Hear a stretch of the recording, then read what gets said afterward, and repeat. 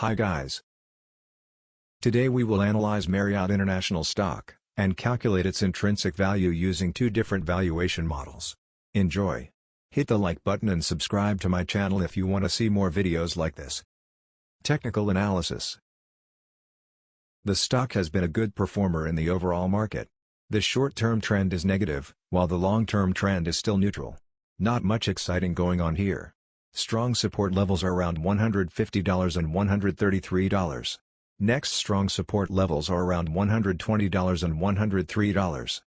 Strong resistance levels are around $160 and $166. Next strong resistance levels are around $170 and $184. In the last month the stock has been trading between $150 and $166 range. It is currently trading in the middle of this range. It may be a good idea to wait for a pullback before considering an entry. The stock has an average volume of 1.8 million. This is a good sign as it is always nice to have a liquid stock. Intrinsic value. Buy low, sell high. We have heard it many times before. But how to know when it's low, and when it's high? The intrinsic value of a stock is its true value. It refers to what a stock is actually worth, even if some investors think it's worth a lot more than that amount. Intrinsic value is important, because it can help investors understand whether the cost of a stock is undervalued, or overvalued compared to the market value of the stock.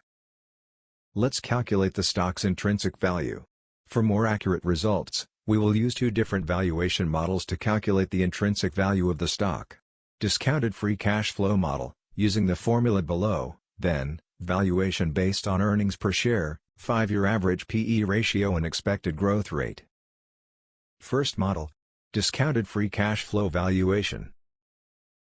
This spreadsheet contains some financial data that we will use for the stock valuation. We see that the average revenue growth rate of the stock has been around 10% per year, for last 5 years. We see that the average profit margin of the stock has been around 22% per year, for last 5 years. Also we see that the average free cash flow to net income rate of the stock has been around 101% per year, for last 5 years. And we expect 8% per year average stock market return. Now, let's consider 3 different scenarios for Marriott Company: bad, average, and good. First scenario. Marriott will have bad performance in next 5 years, and we will use the following parameters in our calculation. Future revenue growth rate would be a low, 8%. Future profit margin would be a low, 26%. Future free cash flow to net income rate would be a low, 80%.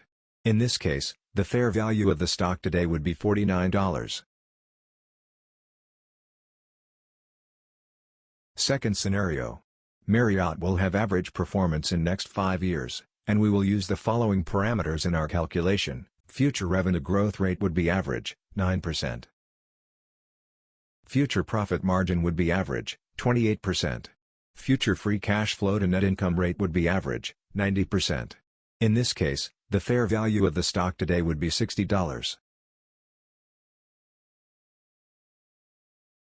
Third scenario.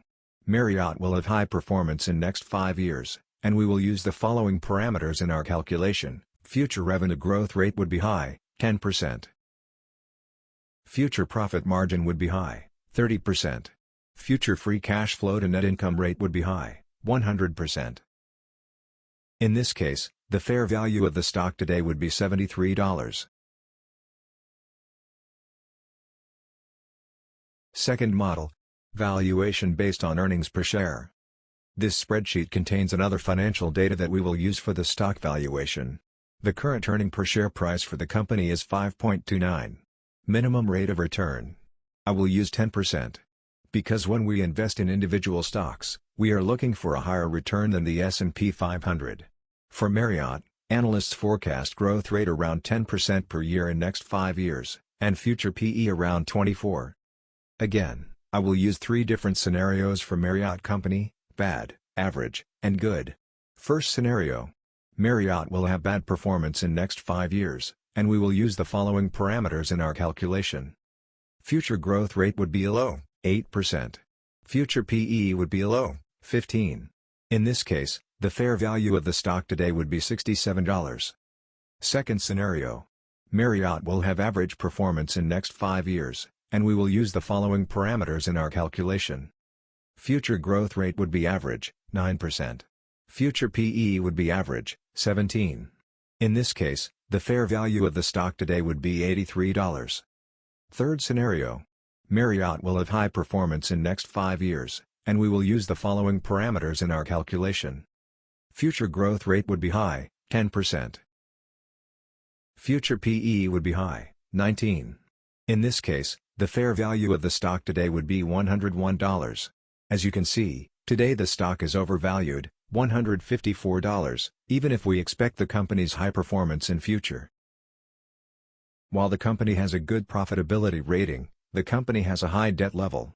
Also, the stock is expected to show a small growth in revenue in the next 5 years, 10% yearly. Based on that, the stock looks overpriced at the moment. I may consider buying the stock, if the stock drops below $100. Company's strengths. Marriott International is an American multinational company that operates, franchises, and licenses lodging including hotel, residential and timeshare properties. In September 2016, Marriott acquired Starwood Hotels and Resorts.